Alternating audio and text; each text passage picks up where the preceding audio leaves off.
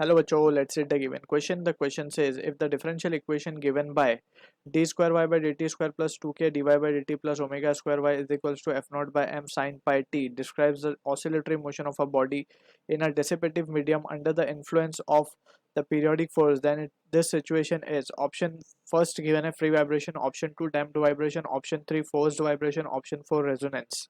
So to understand the question we need to understand about the concept of forced vibration, or to be precise we have to find about the concept of damped oscillation.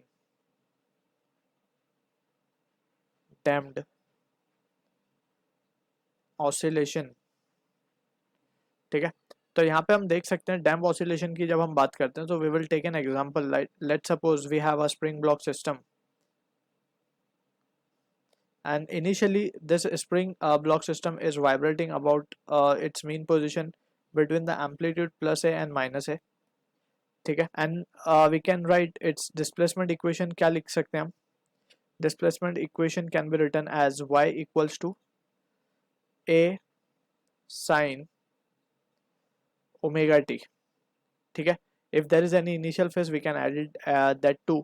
और यहाँ पे we can see कि अगर हम इसका displacement time graph draw करें so we can say amplitude versus time. so amplitude versus time will be a constant graph कुछ इस तरीके से.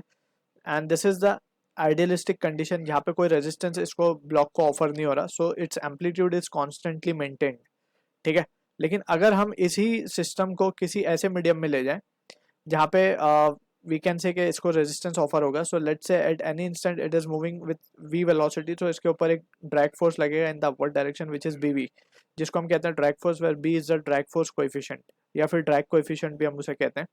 सो यहाँ पे वी कैन सी के जो डिस्प्लेसमेंट का इक्वेशन अब लिखा जाएगा या फिर हम इसको इसका लिखा जाएगा, वो लिखा जाएगा a if initially we can say if initial the amplitude was a naught, so अब लिखा जाएगा a naught e raised to minus of bt by 2m, ठीक है, into sin of omega dash t. तो ये कुछ चेंजेस आ जाते हैं इसके अंदर. Amplitude we can say exponentially decrease होने लगता है. सो इसका अगर एम्पलीट्यूड वर्सेस टाइम का ग्राफ अब ड्रॉ किया जाए तो ये कुछ इस तरीके से ग्राफ फॉर्म होता है, जिसमें हम देख सकते हैं कि एम्पलीट्यूड जो है टाइम के साथ साथ क्या होते जा रहा है, कम होता जा रहा है, ठीक है ना.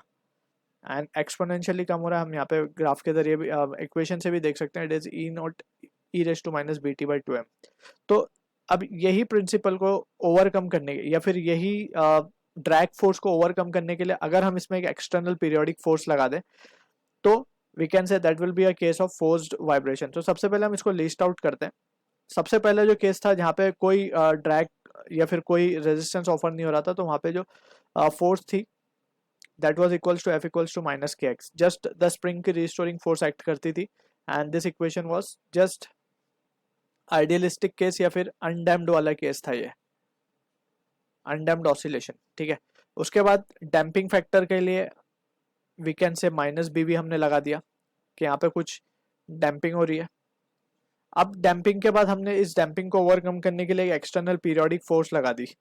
अब वो पीरियोडिक फोर्स क्या लिखी जाती है? It is F naught cos omega D T, where omega D is the driving frequency जो सोर्स की होगी जो हम एक्सटर्नली लगा रहे हैं. एंड यहाँ पे हमने कॉस लिया है बिकॉज यहाँ पे हम देख सकते हैं ओवरकम करना है वेलोसिटी के बीवी कॉम्पोनेंट को. वी क्या है? डिस्प्लेसमेंट का टाइम डेरिवेटिव है, तो इसको अगर हम डेरिवेटिव लेंगे तो ये हो जाएगा A naught cos omega T, right. A omega cos omega A naught omega cos omega T, इस तरीके से इक्वेशन आएगा. तो हमने यहाँ पे डायरेक्टली उसको लिख दिया कॉस ओमेगा डी टी, ठीक है. तो इस तरीके से ये जो एक्सप्रेशन हमने लिखी है अब, ये एक्सप्रेशन किसकी है? फोर्स्ड ऑसिलेशन की है, ठीक है. तो ये डिफरेंस हमें याद रखना है तीनों का. अब यहाँ पे we can see, so if you write the differential equation of this equation जो हमें मिली है, so we can write this is a second order differential equation. इसको हम लिख सकते हैं. अब यहाँ पे तो हम अलॉन्ग एक्स देख रहे हैं तो अलॉन्ग एक्स लिखेंगे इसको.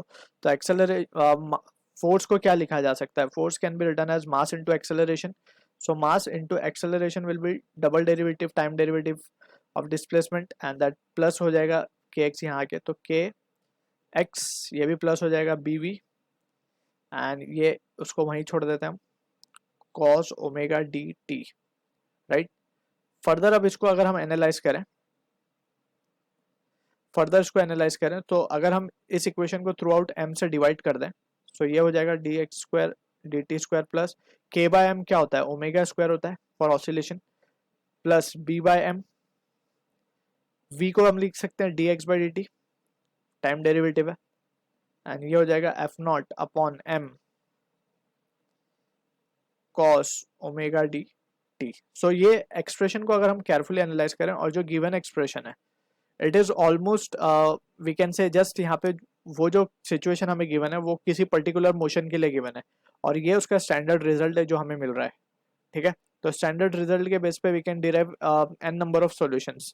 तो यहाँ पे ये जो हमें सॉल्यूशन मिला ये परफेक्टली उससे मैप अप होते हुए दिख रहा है हमें। जस्ट यहाँ पे हमने अलोंग एक्स कर डायरेक्शन को कंसिडर करते हुए लिखी ये चीज़ें, बट यहाँ पे अगर हम देखें तो अलोंग वाई का केस है ये बेसिकली। अलोंग वाई मीन्स जैसे हमने यहाँ पे डायग्रामेटिकली दिखाया तो वो अलोंग वाई का ही ऑसिलेशन है, बट यहाँ पे हमने just for the understanding purpose हमने उसको एक्स से लिया, वाई से भी ले सकते थे। तो ये मैच हो रहा है, तो this is the case, this is the equation of forced vibration.